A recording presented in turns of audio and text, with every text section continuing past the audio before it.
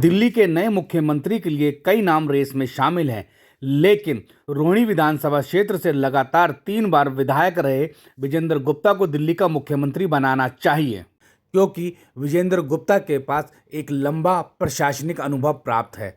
वह 2015 में दिल्ली विधानसभा में विपक्ष के नेता भी रहे हैं और 2024 में पार्टी ने उन्हें दोबारा से दिल्ली विधानसभा में विपक्ष के नेता की जिम्मेवारी दी थी। भाजपा की दिल्ली सरकार को कई चुनौतियों का सामना करना पड़ेगा। ऐसी स्थिति में विजेंद्र गुप्ता के पास मौजूद प्रशासनिक अनुभव पार्टी के लिए काफी काम आएगा और वह ठीक से सरकार चला सकेंगे। आने की बात थी, उसके बाद मुख्यमंत्री जी की यहाँ बैठी है, ये भी स्पष्ट करें जरूर। मैं इनके साथ, वैसे तो ये मेरी गाड़ी में बैठी थी, चलिए महिला है, मैं क्या कह सकता हूँ, उनको अपने डेकोरम का ध्यान रखना चाहिए था, प्रोटोकॉल का ध्यान रखना चाहिए। वो मुख्यमंत्री है, हम उनका पूरा सम्मान करते हैं, सम्मान करते रहेंगे जब तक वो मुख्यमंत्री हैं, उसके बाद भी उनका सम्मान करेंगे। वो सदस्य रहे ना रहे, मुख्यमंत्री रहे ना रहे, क्योंकि वो बहुत, मैं उनको मानता हूँ, वो बहुत अच्छी महिला है और इसलिए हम उनका सम्मान करते हैं।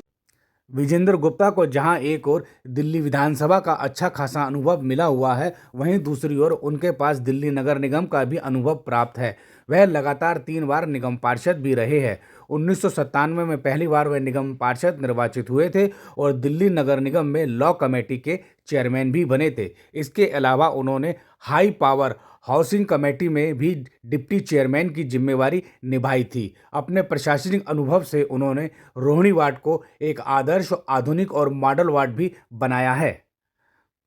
भारतीय जनता पार्टी ने विजेंद्र गुप्ता को 2013 में नई दिल्ली विधानसभा सीट से अरविंद केजरीवाल के सामने चुनाव लड़ाया था, लेकिन वह हार गए थे। विजेंद्र गुप्ता ने 2009 में चांदनी चौक से लोकसभा का भी चुनाव लड़ा, हालांकि वह उसमें भी हार गए थे।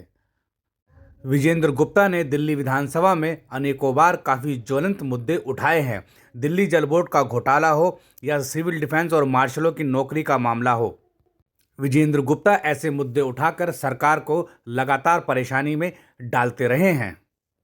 आम आदमी पार्टी की दिल्ली सरकार को कटघरे में खड़े करने में विजेंद्र गुप्ता ने कभी भी कोई कमी नहीं छोड़ी। विजेंद्र गुप्ता के सवालों से परेशान होकर आम आदमी पार्टी की दिल्ली सरकार ने अनेकों बार विजेंद्र गुप्ता को दिल्ली विधानसभा से मार्शलों की मदद से बाहर फिकवाया, लेकिन इसके बावजूद विजेंद्र गुप्ता नहीं माने और सदन में लौटकर दोबारा से दिल्ली वासियों के हक के लिए लड़ते दिखे।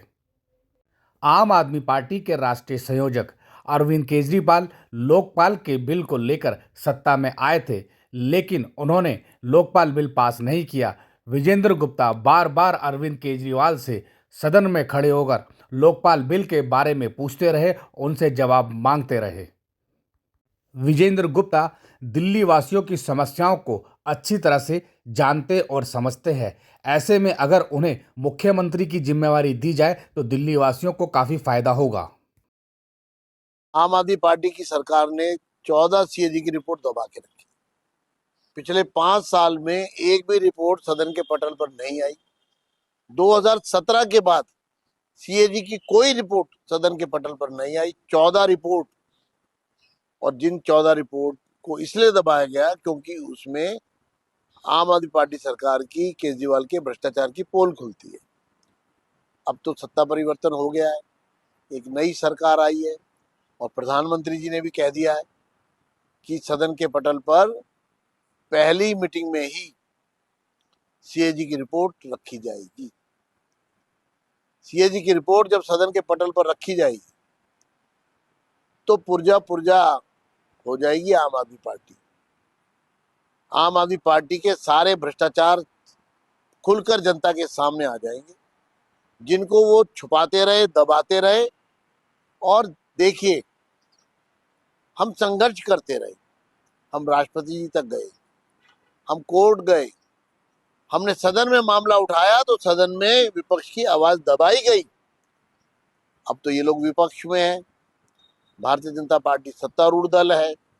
सदन के पटल पर बाजे गाजे के साथ जब रिपोर्ट रखी जाएगी तो मैं दिल्ली की जनता को कहना चाहता हूं, इनको माफ मत कीजिएगा।